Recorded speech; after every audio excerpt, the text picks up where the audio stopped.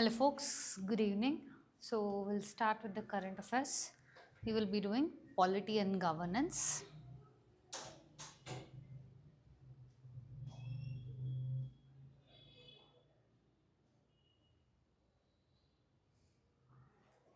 So the topics for today are Ayushman Bharat, rabies as notifiable disease, Indian Braille ecosystem, spina bifida and DLI scheme.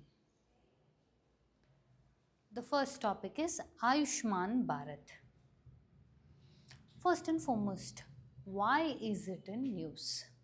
See, your Ayushman Bharat has recently come into news is because of the fact that its reports have suggested that it is performing very well.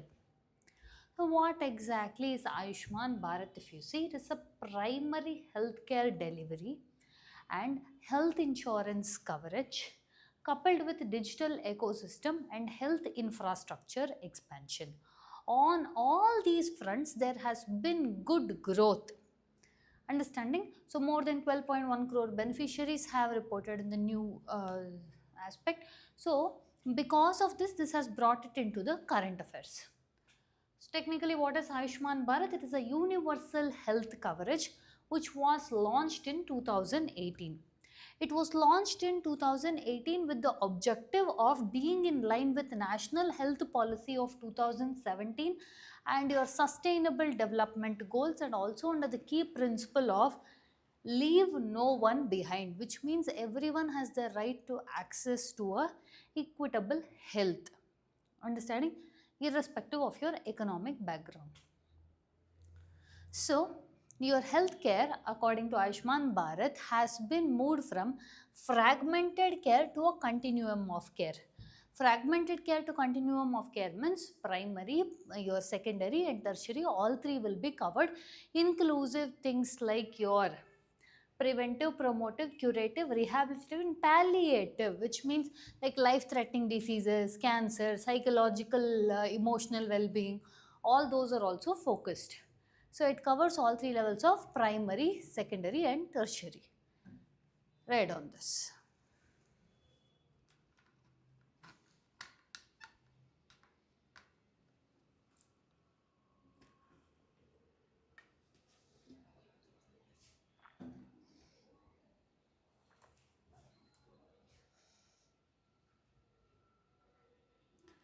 Done. There are four pillars of your Ayushman Bharat. What are those? First one is Ayushman Arogya Mandira. Earlier, your PHCs, primary healthcare centers, were then called as health and wellness centers. Now they are being called as Ayushman Arogya Mandiras. Understanding? Ayushman Arogya Mandiras. What are they? They provide your foundation for primary healthcare, and also they upgrade your sub-center primary healthcare centers, and also 80 to 90% of lifetime health needs at primary level should all be met by your Ayushman Arogya Mandira. Okay, so this is more holistic in nature. Second one is Pradhana Mantri Jan Arogya Yojana.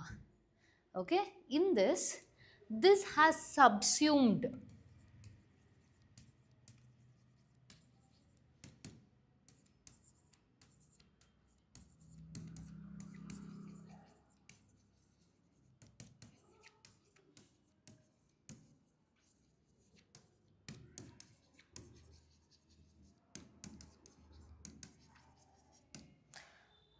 your Pradhan Mantri Jan Arogya Yojana has subsumed the insurance scheme which was Rashtriya Swasthya Bima Yojana. So what is Pradhan Mantri Jan Arogya Yojana? Means it is a health insurance coverage. In fact, it is the world's largest government funded health insurance scheme.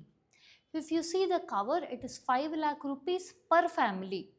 And here we will tell in that family size has no capping, which means only 5 members of your family will be covered. What if 6 members are there in a family? So No matter how many members are there in your family, for all of them collectively 5 lakh rupees for 1 year coverage will be there. And what is this coverage for? Secondary and tertiary hospitalization.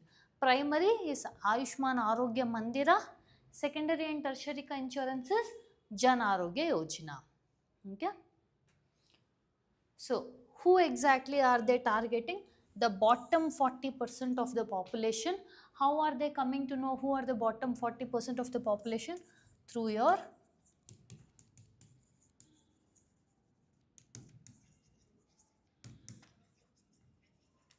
socio-economic caste census of 2011. Your Jan Arogya Yojana is a completely cashless and paperless treatment at empaneled hospitals, and it is available in both private as well as your public hospitals. Your family size doesn't matter, age, your gender, family capping, none of those matters, and it will cover any pre-existing conditions from day one of the scheme. So coverage is there and it is nationwide applicable. Third is Pradhan Mantri Ayushman Bharat Health Infrastructure Mission or PMABHIM. Okay. What is this? This was also launched in 2021. It is a central sponsored scheme. It was put on the budget of 64,000 crores. Period is from 2021 to 2026. So for this prelims, this becomes important because it ends in 26. What does it want to do? First and foremost, look at the name itself. Health infrastructure. For any further issues that will come, let's say for example when COVID came, we had to then think about, yes, we have to increase bed facility, hospital facility. So you will be prepared for any issues that will happen in further with regarding to health infrastructure, hospitals, beds, oxygen tanks, cylinders, all of those. So it strengthens health infrastructure, pandemic and disaster preparedness. It is beyond your national health mission. It is adding few more aspects. Last pillar, Ayushman Bharat Digital Mission. Ayushman Bharat Digital Mission was launched in 2021. It is citizen-centric health ecosystem. It will secure your digital health records and prescriptions so that there will be continuity. If you change hospitals also, that pura records will be available. Understanding? See, for example, we have ABBA ID card, which is a unique identity card for each person, and the doctor can access only with the consent of the patient. Okay. So under this, it has ABBA ID card, which is your health account, HPR, healthcare professionals, you have drug registry, and also health facilities. So it is consent based data sharing. We'll see one possible prelims question from this.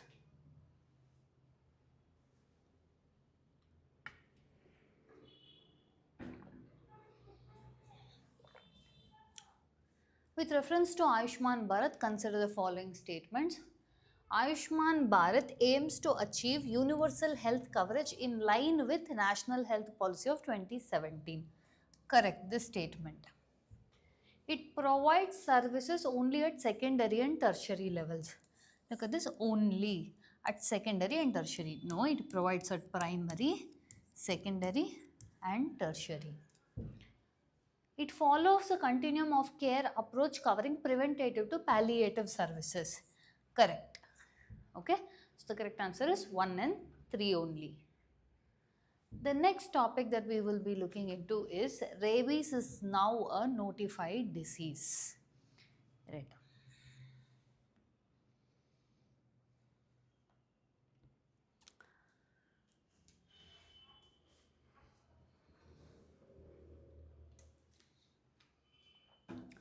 Done?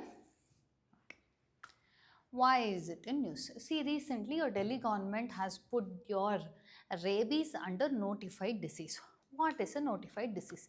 In simpler sense, if anyone, be it in government hospital or in private hospital, any patient comes up with this case, legally they are mandated to tell or inform that this particular case has come up. Okay. So, Delhi government has declared human rabies as a notified disease, which means from now any rabies cases happens in Delhi, first they have to notify it. These, how are they able to do this? Under your Epidemics Act. And what are they trying to do by putting this under your notified disease? So that they will reduce zero human deaths. They will bring down the rabies related death to zero. Look at this. How is your rabies virus? It's a virus. How is it affected? From the saliva of infected animals and are caused because of the dog bites. Once these rabies enters and this symptoms start appearing, it becomes fatal for human beings. What is the first thing? You will wash the wound with soap and you will give vaccinations. Okay, so immediate help should be provided. And one of the ways how to avoid this means vaccinating the dogs will provide 70% of relief from this issue. And if you see the fatalities, it largely affects poor rural communities, and also about one death in every 9 minutes happens because of your rabies dog bite. And also 40% of the victims to this are children from your younger than 15 years of age. What is a notifiable disease? Which means you are mandated by law to report to public health authorities if any of these disease patients come through. Okay, so this, why is it needed? So that they will be used for confirmed cases, how many cases are happening, what is the probability. Okay, what will they do under this? Under your Epidemics Act of 1897, they will do surveillance under Integrated Disease Surveillance Program, and the nodal agency for doing this is National Center for Disease Control. Okay. Alongside, what will happen when you do a notification like this? First and foremost, mandatory reporting by public hospitals, private hospitals and medical practitioners. So, common notifiable diseases, what other things are there apart from rabies? Means tuberculosis, dengue, malaria, cholera, hepatitis, your measles, your polio, COVID-19. This COVID-19 became like an international notified disease where all the countries had to share the data. Excuse me. In 2024, they added snake bite, and 2025, they added rabies. Write this down.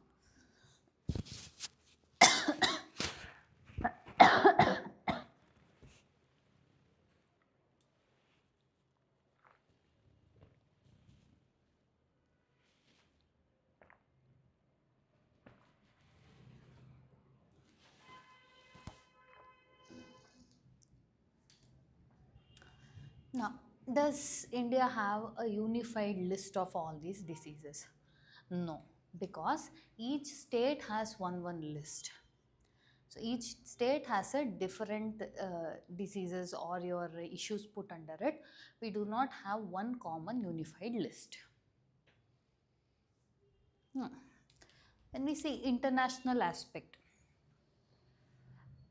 internationally it is all governed by international health regulations of 2005 under your World Health Organizations. It is obligated for countries, mandatory for countries to report public health risk of international concern irrespective of where the disease originated.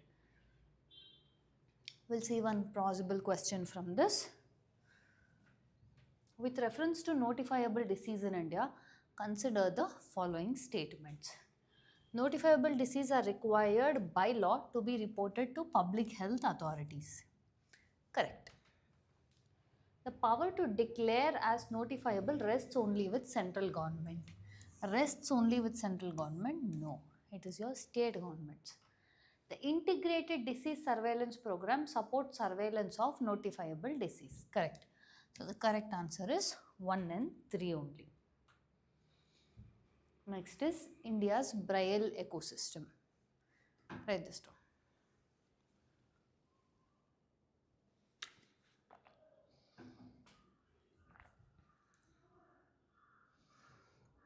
Done? Why is it in news?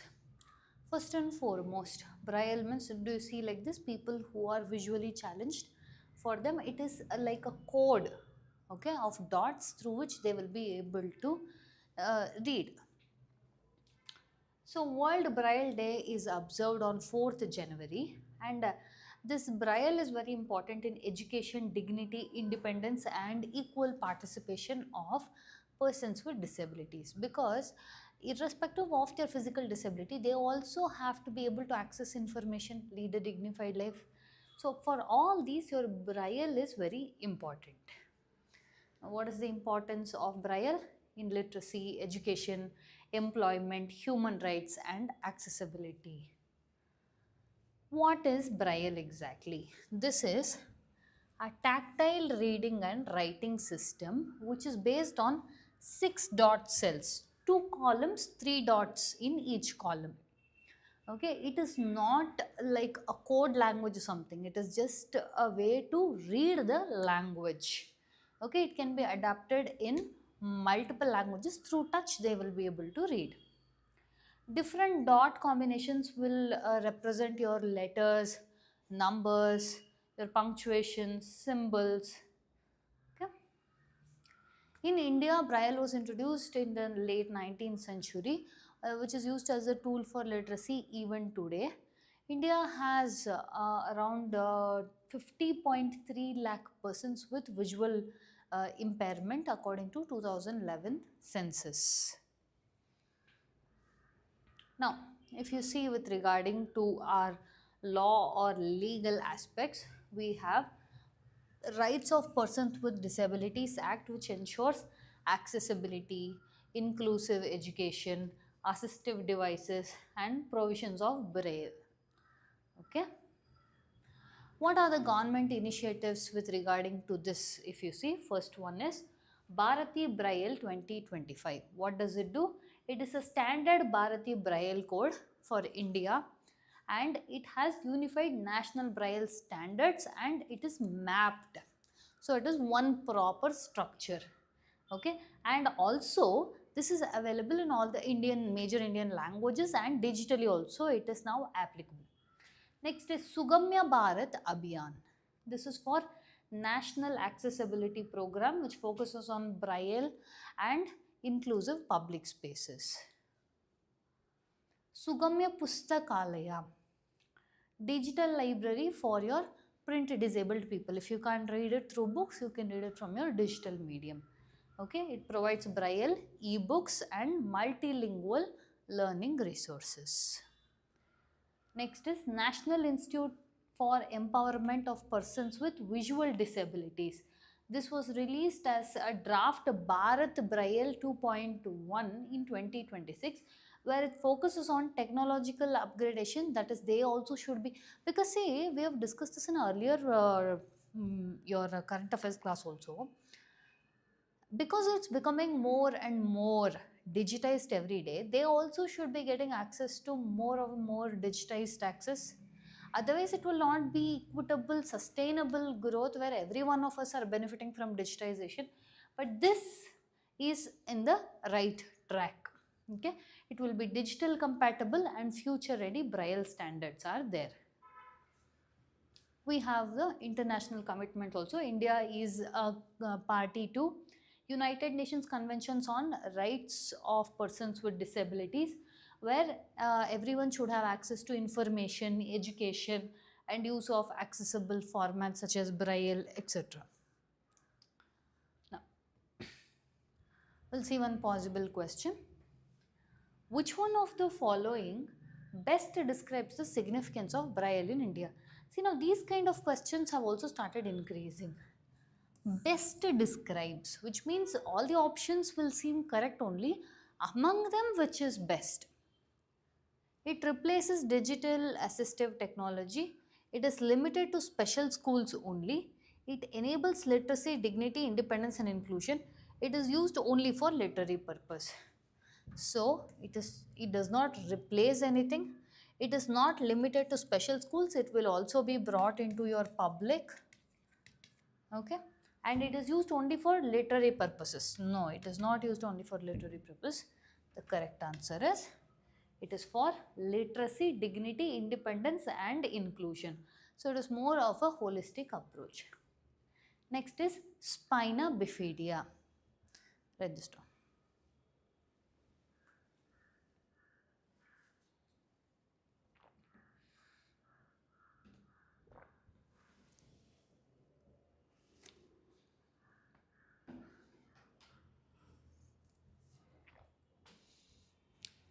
Done?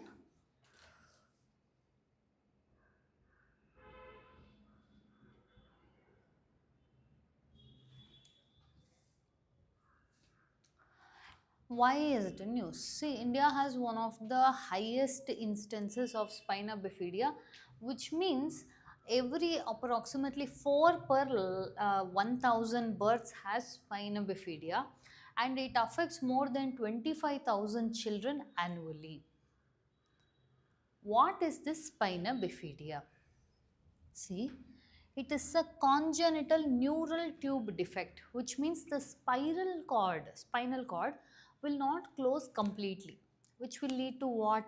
Your fluid being stored in the head. They'll have issues with respect to your urinary tract also.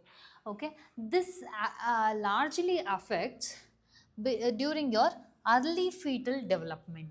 Okay, which means first 28 days of the pregnancy. Okay, what exactly is this symptoms if someone is affected with this? First one is hydrocephalus, which means excess fluid is there in brain. Urinary and bowel incontinence, which means they don't have control over that. Visible spelling or lump on baby's back, and club foot and other orthopedic deformalities. See, their IQ mentally they have no issues. It is that physical disabilities are there like this. And also the severity ranges from your muscle weakness to complete paraplegia, which means numbness. Okay, they can't feel their body. Now, what exactly will happen? Partial or complete paralysis of lower limbs. Intellectual ability is usually normal only. This often leads to being stuck to wheelchair from very young age, and also what happens means this creates a lot of emotional and financial burden for the families.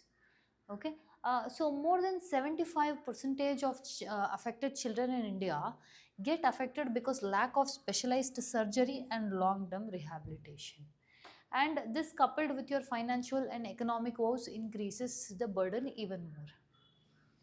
So what does it lead to? Under 5 mortality, increased disability burden, financial economic stress, and long term healthcare costs.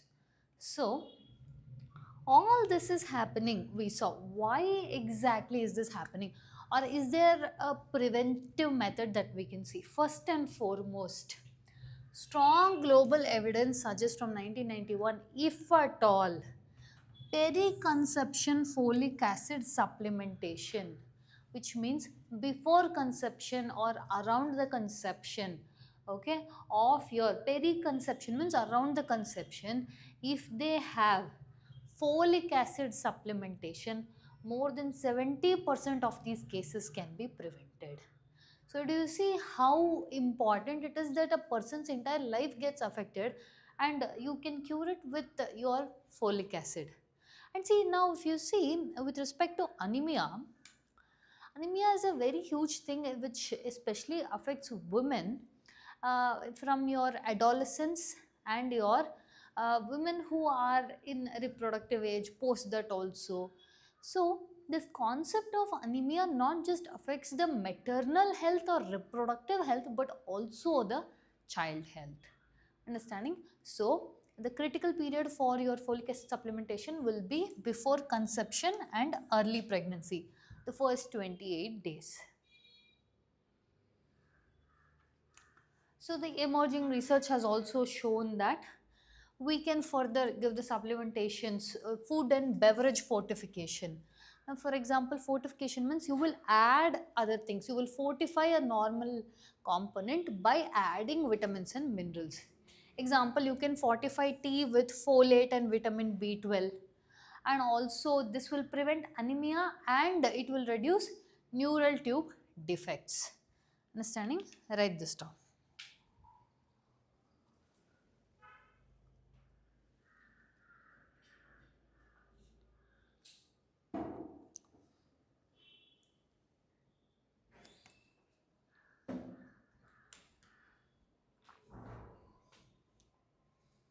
Done?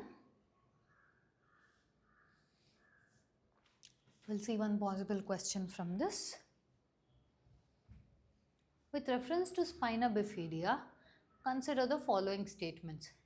It is a congenital disorder resulting from incomplete closure of the spinal cord during early fetal development. Correct. It is classified as a neural tube defect. Correct. It develops due to infections acquired during the late pregnancy. No, it is not because of infections, it is because of your folic acid deficiency, and not during late pregnancy, it is during early pregnancy. So the correct answer is 1 and 2 only. Last topic, Design Linked Incentive Scheme or DLI. Read this down.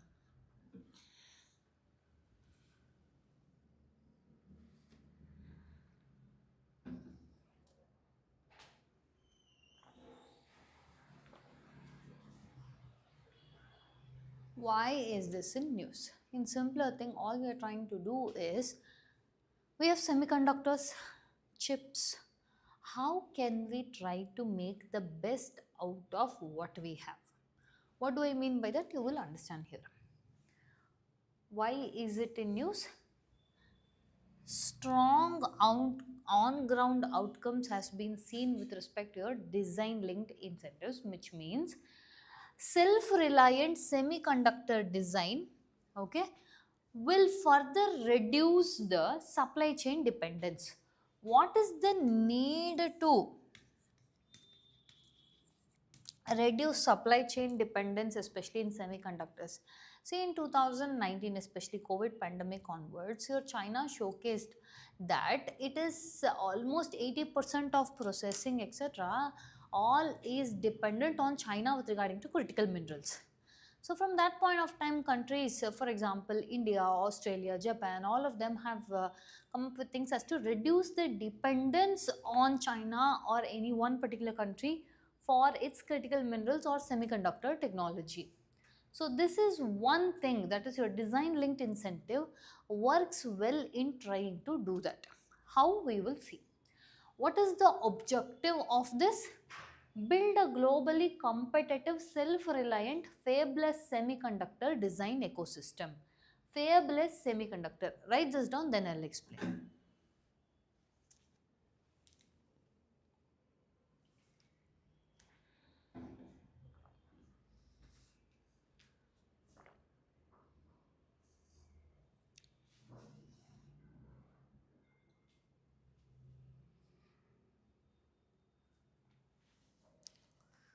First and foremost, look at this.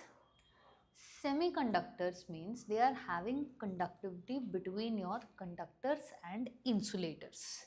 Okay, it is very important because all the aspects of semiconductors is used from automobiles, communication, clean energy, information technology, medical device, so much so to your satellites. All of these are dependent on these semiconductors.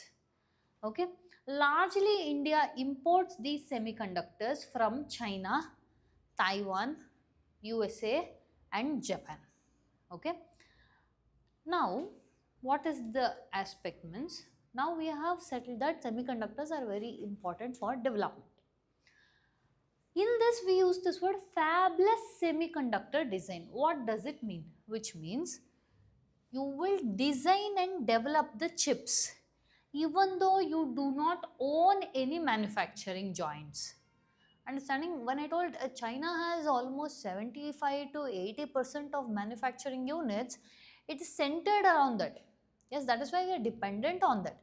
Now when we are telling we will reduce the dependence, and the one way is through fabless semiconductor design, is means your design and development itself will reduce the dependence on manufacturing.